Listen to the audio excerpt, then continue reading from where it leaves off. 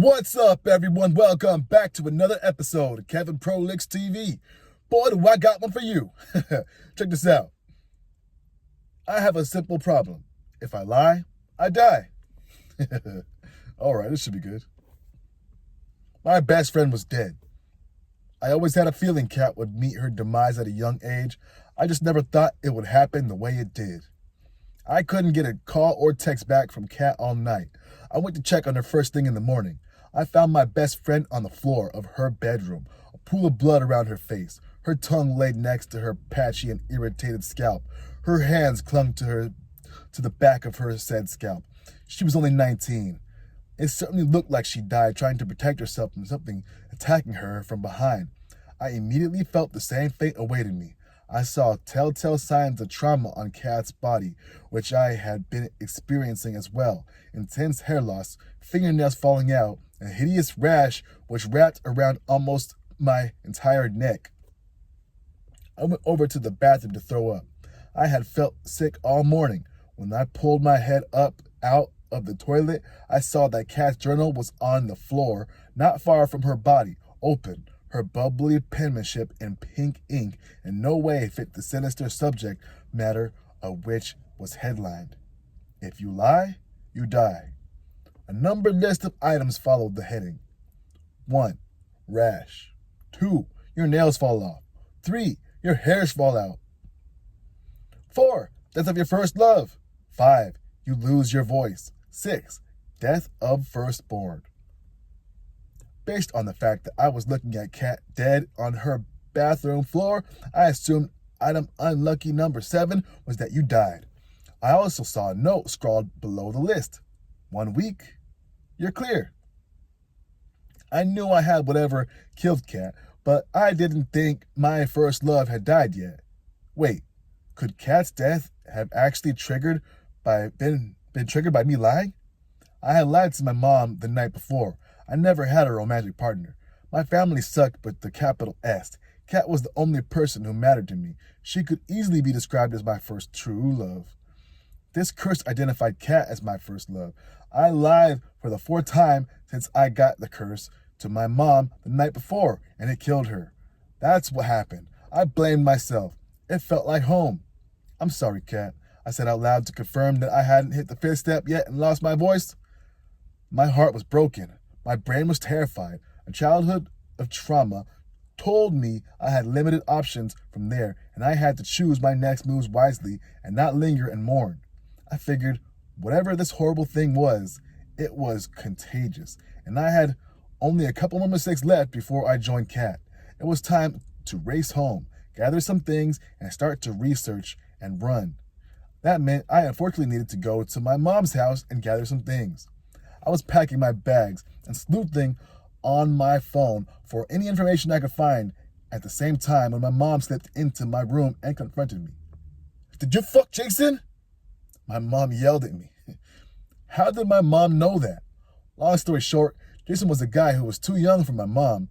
She brought home from the bar one night, and she was too drunk to actually end up getting with. I came home tipsy and desperate from a party, and the rest was history. Sad, ugly, dirty, messy history. Jason was gone in the morning.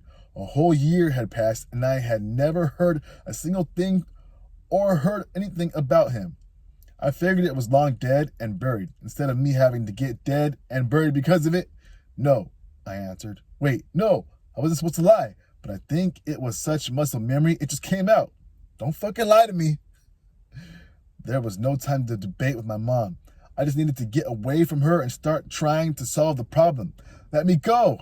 My words got more and more faint as each one came out. The loss of my voice confirmed to me I was on the 5th step. I had only 2 lies left before I died. I stormed out of the house without exchanging another word to my mom. I wondered if I would ever see her again. I found threads about what was happening to me on Reddit.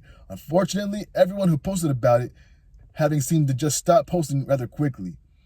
It was hard to do any research on my phone because I was driving, and I was getting calls nonstop. Someone I found on Reddit who replied to one of the threads about the Kurds had agreed to meet me for a few towns over, and I wasn't going to waste any time getting to them. Red lights behind me in the mirror. Apparently the universe had different plans. Kat's body had been found. I had been seen going in and out of her house. I had questions to answer. They stuck me with a female cop, Officer Jacobs. She quickly twisted the knife about Kat, and I knew I had to navigate the questions carefully. You found Kat dead in her room. Yes. You didn't tell anyone. Why not? Kat was caught up with some bad things and bad people. Drugs. I suspected they would have been responsible, and as much as it hurt, I didn't want to be the one responsible for reporting her dead if it was because of them, I explained, honestly. You just left your friend there dead? Alone? Officer Jacobs had me absorbing my true painful feelings of losing Kat. It clouded my decision making. I was no longer sharp. It pains me looking back at it because I could see how it all went wrong. You only checked Kat's pulse. That's the only place you touched her when you found her. That's true. It immediately came like a punch in my gut, then traveled down between my legs. I could do nothing but feel pain, completely frozen. You didn't kiss her? Officer Jacob asked. I couldn't answer. All I could do was feel pain and have the horrible realization of a memory of myself planting the softest of kisses goodbye on Kat's dead forehead that morning. I had lied. My body was paying the price. It felt like all of my insides rushed to my pelvic floor and blood rushed out from between my legs. I had a miscarriage. I lost my firstborn. I didn't know that I was pregnant. The drug test the cops had me take proved it. My lie ejected the fetus that was inside me. Ironic, because before that, I didn't even think I could feel any more hollow than before. I felt secluding myself was the best option once I got out of the hospital. I rented a quiet cottage-style hotel, just me and an internet connection, so I could talk to the mysterious anonymous stranger on Reddit. They explained that most people wouldn't talk to you because you were risking lying to someone and giving it back to them if they had survived. They also explained you had a full year after you were inflicted with it before you were cleared. How can I stop it before a year? You can't. I'm sorry. I'm just starting to worry that this is going to affect me. I'm sorry, but I can't help anymore. I felt utterly hopeless. The one person who could help me had bailed. This is probably where you think I'm start gearing up to take this thing on, win my life back. But no, I was already battling depression before this all happened, and it was just another punch down at me. I laid in bed for days, not eating, not responding to any attempts to contact me. There was a knock at the door at the first light. I saw Officer Jacobs through the peephole. Something inside me told me I should answer. I let her in. Something was completely different, animal. No, she was a completely different animal from the one who would question me back at the station. She won my trust by showing me her rash and that her hair was falling out. I found Kat's journal in her room. I figured it was made up until it started happening to me. Did I get it from you? Officer Jacobs said, her voice still intact. Does it matter? I answered back. How did you find me? Officer Jacobs drew an answer but stopped herself. I need to be careful. My wife is my first love, and she's still alive. I like to keep it that way. We can solve this. Then answer the question truthfully. How did you find me? There's only so many motels around here. Someone could stay in. I drove until I found your car. It's parked right outside this cottage. You can see it from the highway. She seemed incredibly genuine at that point. I figured she would be my best chance for cracking this thing anyway. I let her in. I have some information for you, she announced as soon as she walked inside. Apparently, this has happened in Jackson County before. They may have found a solution. Officer Jacobs moved for a closet. She took off her belt and tied it to the top of the open closet. Kelly is the only good thing that's ever happened to me. I can't risk losing her. Officer Jacobs explained as she sized up the noose to her chin. I had a feeling Officer Jacobs wasn't going to let me leave the room. I pulled files from Whatcom County. They didn't believe the curse, but they had interviewed transcripts from people involved. Someone said, you can beat it if you take yourself right to the brink of dying and then you live. Officer Jacobs spouted as she got ready to hang herself. I didn't like where things were going with Officer Jacobs, so I thought about bolting for the door.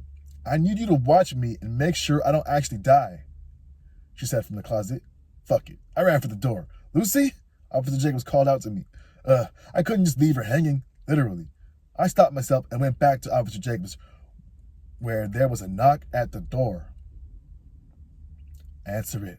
I knew I had to answer it. I couldn't risk having my head get filled with any more doubt at that point. Help! Officer Jacobs gasped from behind. I turned and saw Officer Jacobs was now hanging from the closet. I wanted to help her, but the door opened. My mom stomped through the door and went right after me. I had been so foolish to not hide myself better. My psychotic mom had found me and was even more irate than when I had left her. She bull rushed me and got me moving backwards. I tripped and started to fall. Everything went into slow motion as I looked up and around the room. I could see Officer Jacobs hanging on her noose in the closet, trying to survive, swinging her legs frantically, trying her best to grip the edge of the bed and get some leverage. I could see my mom rushing at me, psychotic, rage all over her face, not the least bit phased that I was falling to the floor. The last thing that I saw before the back of my head hit the bottom of the bed frame and everything went dark. I woke up in a hospital room. Officer Jacobs was the only other person in the room. I felt like I had awoken from a coma. I hoped Officer Jacobs thought that a near-death experience could had happened was true. It worked, as far as I can tell. Officer Jacobs confirmed before I even asked. Officer Jacobs didn't even look completely relieved, though. I could tell she had just been crying. I lost Kelly. One too many lies, she lamented. I don't blame you, though. Officer Jacobs laughed to herself just a little bit. See? That was an outright lie right there. And nothing bad happened. I'm definitely clear. Officer Jacobs added. I'm sorry, my voice had returned, confirming to me that I had also shaken the curse. You're not out of the woods yet. You have one more person you have to decide if you want to move forward with in your life, and if you want to help them. I confirmed I knew who Officer Jacobs was talking about when I went to the other room and saw my dear old mom in the hospital bed. Most of her hair was missing. She was covered with rashes, and she looked exhausted just to see me. But I got a rise out of her. Do you know how to make this stop? She asked me, her voice shot out and desperate. It's simple. If you lie, you die, I explained, my mom's tired face filled with pure bewilderment. I'm just going to leave it at this. One question. Do you think you've been a good mom? My mom wrestled with the question for a while. Her eyes shot around the room. No, she gasped. It felt like the right point to end our story. I left the room, paying no mind to what she yelled at me. It was easy given her voice was gone. I had Officer Jacobs deliver my mom a set of instructions for if she wanted a chance to navigate the curse and come out on the other end alive. I have never heard from my mom again. I had no idea if she was alive or dead, and I did not care. No lie. And there you go. I hope you guys like this story. It's kind of a trip.